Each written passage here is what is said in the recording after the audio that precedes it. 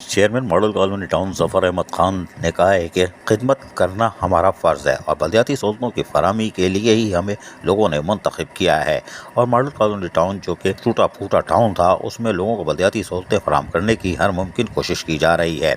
इन ख्यालात का इज़हार chairman model colony town Zafar Ahmad Khan ने खिदमत अवाम वेलफेयर ऑर्गेनाइजेशन के चेयरमैन जाहिद रहीम, समाजी रहनुमा Sindh boys squad rescue commissioner Tahir Sheikh, Safi Nazir Sindhilu और दीगर से मुलाकात के दौरान कही। चेयरमैन जफर अहमद खान से मॉडल कॉलोनी टाउन में होने वाले मुख्तलिफ फलाही समाजी सरगर्मियों पर तबादला ख्याल किया गया और मॉडल कॉलोनी टाउन में शुरू होने वाली पोलियो मुहिम के लिए भी भरपूर ताउन का अज़म का भी इजहार किया गया। अजीज आरिफ, KBS बलदियाती न्यूज़ कराची। ऐसी ही खूबसूरत वीडियोस फ्यूचर में हासिल करने के लिए रेड बटन पर क्लिक करके और बेल आइकॉन को प्रेस करके हम सबके सब्सक्राइबर बनना मत भूलिए।